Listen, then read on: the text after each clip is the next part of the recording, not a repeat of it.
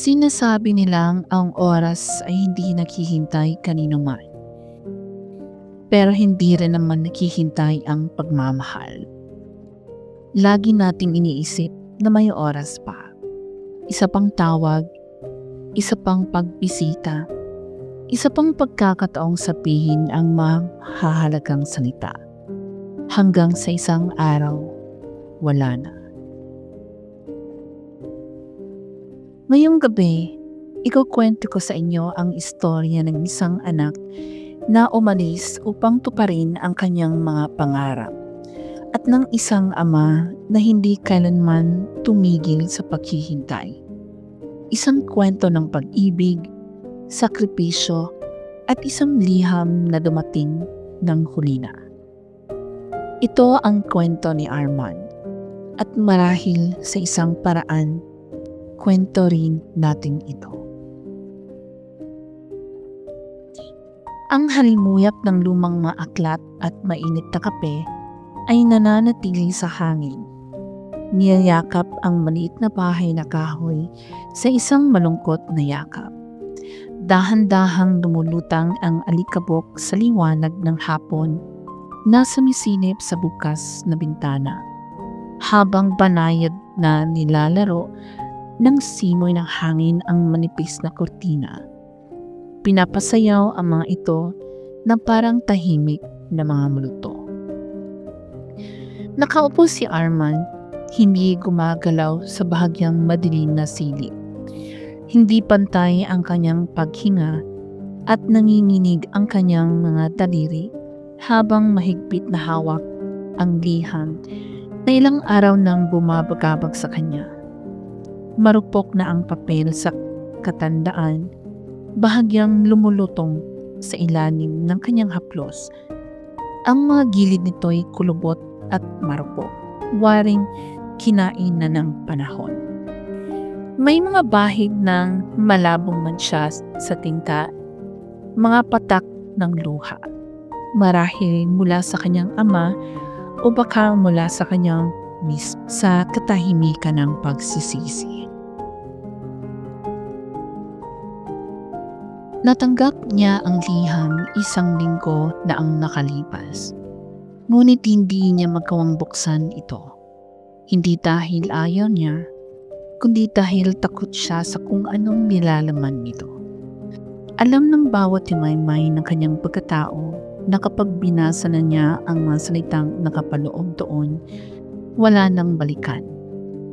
Ang katotohanan, hubad at hindi na mababago, ay ihahayag sa harap niya. Pilit siyang haharapin sa mga taong lumipas na, parang buhangin na dumausdos mula sa kanyang mga palad. Bumitaw siya ng isang mahinang buntong hininga habang nakatitig sa pamilyar na sulat kamay sa sobre. Bahagyang magaspang ang mga letra, madiing isinatitik sa papel, waring isinulat ng nanginginig na kamay. Hindi kailanman naging mahusay ang kanyang ama sa pagsusulat.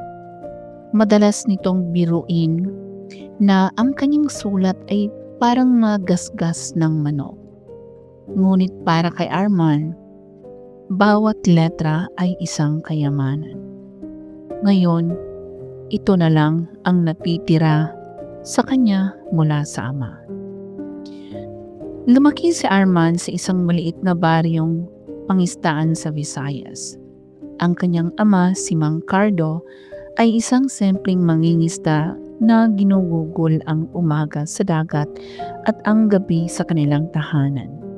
Itinuturo sa kaisa-isa niyang anak ang halaga ng sipag, kabutihan at pagmamahal. Babalik ito mula sa laot. Sunog ang balat sa araw, magaspang at may kalyo ang mga palad. Ngunit kailanman ay hindi nagbago ang banayad na haplos nito tuwing yayakapin siya. Mahirap ang buhay, ngunit palaging nakakahanap ng dahilan si Mang Cardo para ngumiti sa kabila ng mga pagsubok. Lagi niyang ipinaalala kay Arman na ang pamilya ang pinakamahalagang kayamanan sa lahat. Kahit gaano kahirap ang buhay, anak, basta magkasama tayo, kayang-kaya natin, wika niya. Sabay himas sa buhok ng anak at isang matamis na ngiti. Ngunit tulad ng alon sa dagat, hindi mahuhulaan ang daloy ng buhay. Nang tumuntong si Arman sa edad na 18, nakatanggap siya ng isang scholarship upang mag-aral sa Maynila. Labis ang tuwa ni Mang Cardo. Ang kanyang mga mata kumikinang sa hindi mabigkas na damdamin habang inihahatid ang anak sa pantalan. Ngunit sa kuloob-looban niya, may takot siyang baka tuluyang mawala sa kanya ang anak dahil sa lungsod. Huwag mo kaming kalimutan, anak, anya. May pilit na ngiti sa labi, ngunit may lungkot sa kanyang mga mata. Ngunit habang lumilipas ang mga taon, naging madalang ang mga liham ni Arman. Naging abala siya sa pag-aaral, sa trabaho, at sa bagong buhay na unti-unting hinubog ng syudad. Sa una, sinisikap niyang sumulat, ikinikwento ang mga matatayog na gusali, ang di mataong lansangan at ang mga pangarap na kanyang tinutupad. Si Mang Cardo naman, sa kabila ng hirap sa pagbasa, ay palaging naghihintay. Sa tuwing may dumarating na sulat, tinatawag niya si Aling Rosa upang basahin ito para sa kanya. Nauupo siya sa may bintana, pumikit at tahimik na pinakikinggan ang boses ng anak sa kanyang isipan. Isang tinig na unti-unting lumalabo sa pagitan ng distansya at panahon. Ngunit habang lumilipas ang mga taon, pawala ng pawala ang mga liham. Napalitan ng mga mensahe ang tawag hanggang sa tuluyang lumubog sa katahimikan. Nilamon ng buhay sa Maynila si Arman. Nagsumikap siya ng husto, nalulunod sa mga responsibilidad, hinahabol ang mga palugit at pilit inaabot ang pangarap na ipinangako niyang matupad. Paulit-ulit niyang sinabi sa sarili na balang araw, kapag maayos na ang lahat, babalik siya sa kanilang bayan, tangan ang tagumpay. Nangako siyang bibisita, ngunit palaging may sagabal ang trabaho. Patuloy na sumulat si Mang Cardo kahit wala siyang natatanggap na sagot. Ang dati niyang mahahabang liham, puno ng saya, ay unti-unting naging maiksi, payak, hanggang sa tuluyan na rin tumigil. Pagkatapos isang maulang hapon, nakatanggap si Arman ng tawag na gumuho sa kanyang mundo. Pumanaw na si Mang Cardo, atake sa puso. Sa kanyang isipan, umaalingaw-ngaw ang bawat salita, tila matataling na pataling na tumatarak sa kanyang dibdib. Halos hindi niya matandaan kung paano siya nakauwi.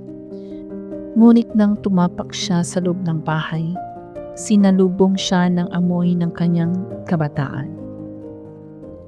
Isang malupit ng paalala ng nawala sa kanya. Naroon pa rin ang lumang hapagkainan, ang gula-gulanit na upuan sa tabi ng bintana, walang nagbago, maliban sa isang bagay. Isang liham. Nandoon sa lumang kahoy na mesa ng kanyang ama, ang isang sobre na may nakasulat na kanyang pangalan. Ang huling mga salita ng kanyang ama. Mata niyang naluluha. Hinayaan niyang manginig ang kanyang mga kamay habang dahan-dahang binubuksan ang marupok na papel at binasa. Anak ko, kamusta ka na? Alam kong abala ka sa trabaho at sa pangarap mo, at alam kong malayo ka. Pero gusto ko lang sabihin na mahal kita. Hindi ko na kakayanin pang makita kang umuwi.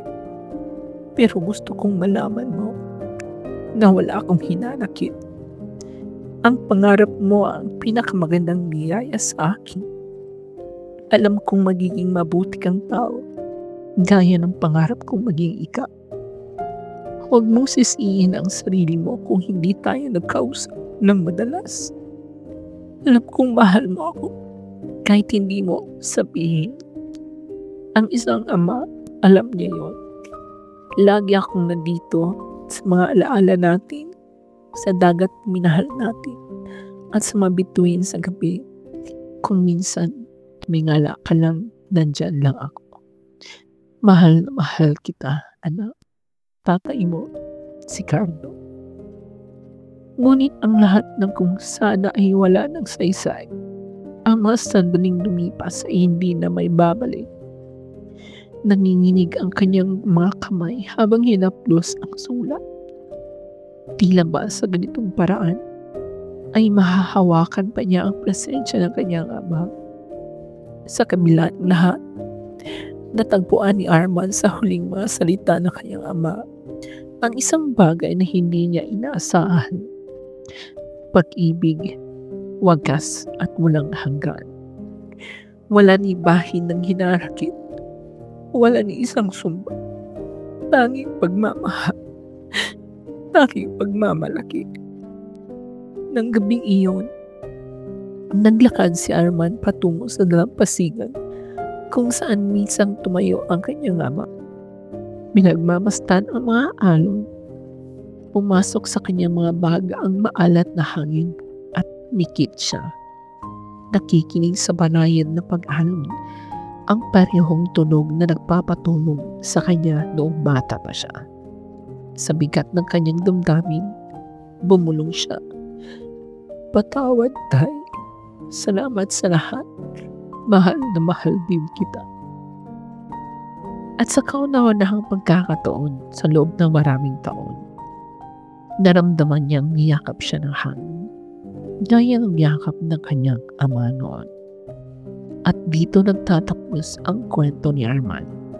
Isang paalala na sa buhay, hindi natin dapat ipagpaliban ang pagpapahalaga sa mga taong mahal natin.